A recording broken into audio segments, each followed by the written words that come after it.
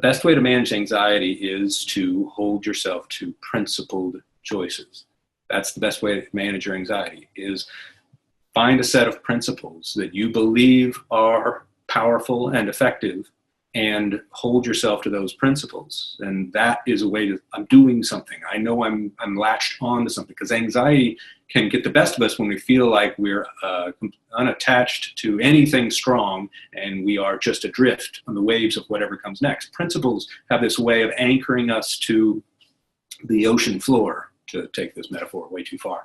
But it's this way of, okay, I know something I can hold on to. And so the principle that, look, my job is not to manage this for them. My job is to help them to manage it for themselves. Well, that is a principle that is absolutely true. It's been true since the beginning of time, and it will always be true that that's what parenting is. Helping them manage their own behavior. That's why we teach them to wipe their own rear end for potty training. That's why we teach them to wake themselves up. That's why we teach them to manage their own homework. That's why we teach them everything, so they can do it on their own and they can launch into a successful adult life. So holding on to that. Then you can investigate every choice that I'm making. Is this helping them manage it? Is this helping them manage it? Is it helping to prepare them manage it? Am I doing this enough? So like with the car situation, instead of putting a tether on the car to manage my anxiety, put yourself in the car with them and say, hey, we need to do some more driving. So I want to see how you're doing. And we're going to a school function. You're driving and I'm riding with you. Put yourself in the car with them. Talk to them about role play situations, right? Put more and more on them, like gas money. These are choices that come out of the principle of parenting is helping them manage their own behaviors.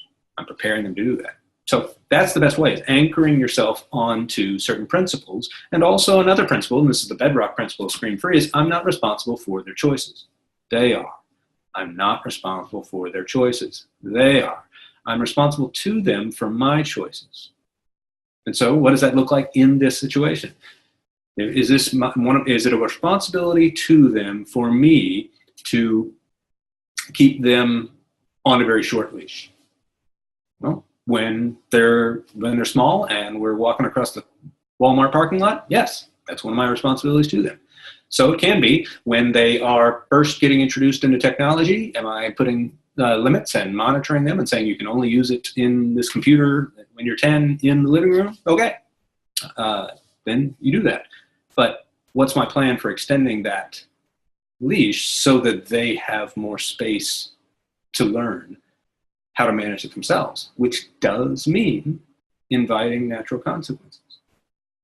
Here's another way to reduce your anxiety, is recognize that consequences are natural and inevitable, and it's our job to let the consequences do the screaming. It's the first principle of scream-free parenting we ever really kind of put down on paper, because they're a better teacher than I could ever be.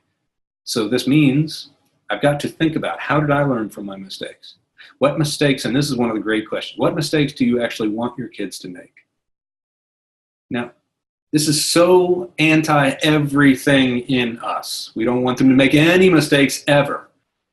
Well, then how do you expect them to learn anything? Because what's going to happen when they do make that first one?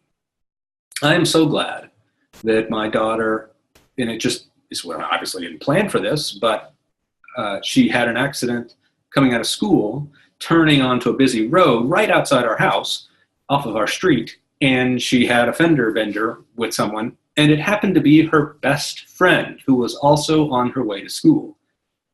Could have never planned that. It's unbelievably haphazard. I'm so glad it happened that way. I'm glad my kids really struggled early on in school and learned the difficulty of bringing up those grades. So what mistakes do you want your kids to make? What mistakes are you willing for them to make that you can live with, that you wouldn't blame yourself, that you wouldn't hate yourself, that you wouldn't? Think about those mistakes. These are ways to manage your anxiety as well, because then you can see, you know what, I can live with that. I can tolerate them making a bad grade. I can tolerate them getting in a bad relationship, right, or getting dumped, or I can tolerate this. These things I can't tolerate. And if I can't tolerate them getting into an accident, then they shouldn't be in a car. If I can't tolerate the idea of them getting a ticket in a car, they shouldn't get in the car. If I can't tolerate them the idea of looking at porn on a computer, then don't give them a computer. What you got to think about is, where do I want to be when they do make these mistakes? Where do I want to be in their life when they do make these mistakes? What do I want my reaction to look like? Or can I have a response instead? What do I want my temperament to be? If I'm watching this scene and my son is playing Fortnite and he's freaking out, and I'm watching that scene in the movie theater, what do I hope my character does next? And try and think, how can I get myself into that place? These are principles and thought exercises like that are the best ways I know. And another one is you can't be thinking about them and focusing on them. This is another reason why I don't like the digital tether idea. Because again, it doesn't decrease your anxiety, it only increases it. So what can I do to focus on my life without them? And that's a great thing as your kids begin to launch in their teenager years, because you're going to see them less and less. And you know what? You got to occupy yourself with more about your life, because guess what? And this is what my wife and I are learning on a daily basis, is they're not the only ones launching. As we're preparing 3 months away from an empty nest, we are recognizing, you know what? It's our launch too. And so we got to busy ourselves with that instead of letting our anxiety about, oh my gosh, did we teach him everything? No, we didn't, right? Did we totally prepare him to, he's never going to make a mistake again? No, and good God, I hope not. What I'm hoping is we prepared him to figure out how to learn from his own mistakes and not needing us to have to paint those lessons as much for him.